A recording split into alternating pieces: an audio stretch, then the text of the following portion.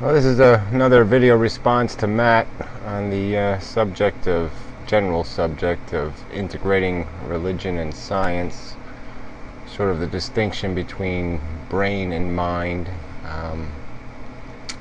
So I watched the hour-long video, and I was frankly kind of disappointed. I mean, it was kind of just mush. A lot of talk about distinguished people's opinions, and yeah, okay, I am completely undistinguished, and I have no credentials at all, and so what? I'm still worth arguing with, right? The whole part of the presentation was just loaded with all these loaded phrases. Science can't explain this, physics can't explain that, biology can't explain this, and there was all kinds of points where I could interject and say, well, that's that's not true. Okay, you can say it, but just make it true. And I mean, everybody can phrase an argument like this. Oh, well, that scientist has got a blind spot. That scientist has got blinders on. That scientist hasn't got his eyes open. And the guy who's really got his eyes open is some guy, in the lotus position or whatever, singing some Swami song or whatever. I mean, this is all about, I guess this whole argument is about when we are allowed to draw conclusions, and what information we need before we can draw a conclusion, and when it is not when does an assumption become a legitimate conclusion. So in my argument about the brain and consciousness, I'll just run through it. I mean, first I'll point out that the three sciences, physics, chemistry, and biology, it's one science. Okay, they're all in the same continuum. So let's preface the argument with agreement, okay, that there's no lines. These are artificial lines drawn. All right, physics leads to chemistry, chemistry leads to biology. They're just they're naturally tied to each other. You can't have one without the other. That is already integrated. So let's integrate that to start with. And then I guess I should point out too, the whole word integration, or the whole idea of this idea, it doesn't even have a conclusion. It doesn't even have an ultimate objective that makes any sense, because we would agree on the world we would recreate. I think we'd recreate we'd both be concerned about having a self-sufficient, functional society that is not just consumption, that is also production, that it's consuming but it's producing. And we don't have that, and so I agree, we're just a consumption society. And but this world is going to be created by integrating science and religion, because the only religion you're going to integrate with, maybe, if any, is mystics who aren't doing anything. Guys sitting on the ground contemplating their experience. The people running the world are the Christians, and they're the greediest bastards on earth. Most materialistic bastards on earth, and they're all about their dogma. They're not going to give up their dogma. Their dogma is their religion, because it's all bullshit. They don't even follow their own dogma. They just make up their dogma. I mean, it can say 7 times in the Bible that you're not, the odds of you getting into heaven are those of the camel going through the eye of a needle, but they'll ignore that, because the next line is, with God all things are possible.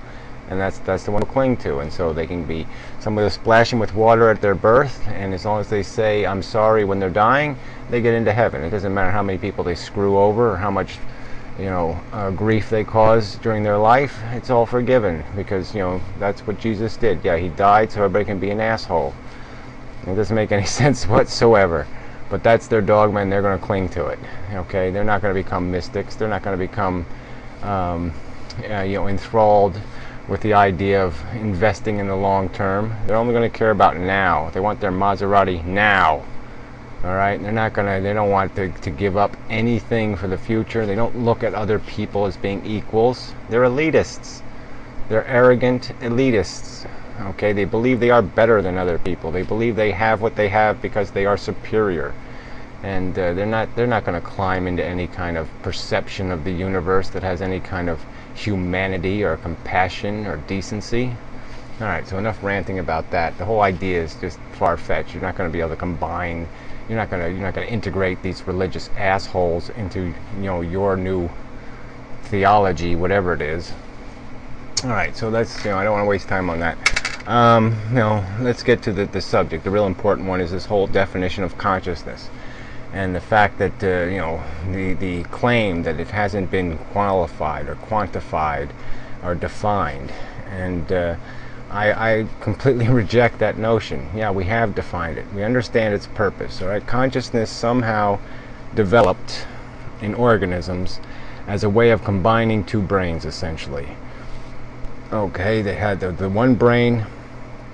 They needed this ambiguous motivator, this way to motivate organisms to do something, but then they had this balance against, they needed some way to temper that, so they didn't just overreact and constantly herky-jerky kind of behavior. They needed something that could moderate their behavior, and then also later learning became part of that.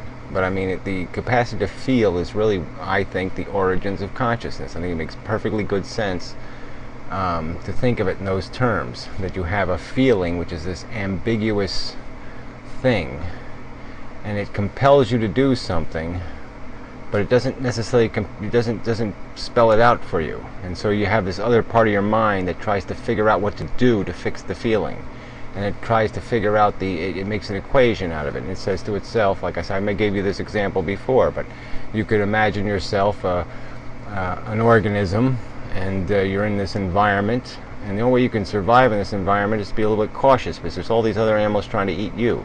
So when you're going out to get your meal, to do your eating, you have to be a little careful that the other animals don't eat you. So hunger is a good thing to have, because you got to do you got to get your nutrients, so the body's got to motivate you to do it. And at the same time, though, you have this other part of your brain that's tempering you, because it's learned that there's these beasties out there that are going to chomp you to pieces too. And so you don't overreact to the hunger. You just don't rush out and get yourself eaten. Instead, you're clever about it. You'll sit there and temper your hunger, and you'll wait until the right opportunity to seize the moment and to get your meal in safety. And so anyway, that's how this all evolved. I mean, first you had feeling organisms, and then you had thinking organisms, and then you had learning organisms, or learning and thinking, whichever ones came first. And we're just part of that continuum. We are just another organism. We are just another animal, and we have this subtle little difference, this subtle capacity where we can store all this information outside of our minds, outside of our brains, our physical brains, and it allows us to become civilized. And we just can't be fooled by that civilization into thinking there's some sort of special purpose, that there's some sort of deliberate cause or some sort of mystical arrangement in the universe that's going to somehow account for that and make that make sense. Okay, but life doesn't just become purposeless because we weren't designed with a purpose. The fact is, we are here. We have intelligence. We're perhaps as far as we know, the most intelligent thing in the universe. And so there's a huge responsibility, and that in itself should make us, we should be stunned and awed just to have the privilege of owning an intelligence. Because when you think of the billions of years, 4 billions of years of animals, just marching through life in a retarded fashion, and here we have the privilege to step out of the maze and to look at the world and see it for what it is. I mean, it's a magnificent thing, and that should be enough. You should be able to find enough purpose with that. Okay, you don't need to contrive this idea that consciousness is anything other than the consequence of an arrangement of brain parts. I mean, I don't think theoretically there's any reason to believe there's any possibility that we're going to create consciousness in some kind of static physical device. There's not going to be a silicone consciousness, because whatever it is, whatever that relationship is between this electricity and the way it's arranged is just so complex and so special. I just don't think it's practical to think it's just something you can generate out of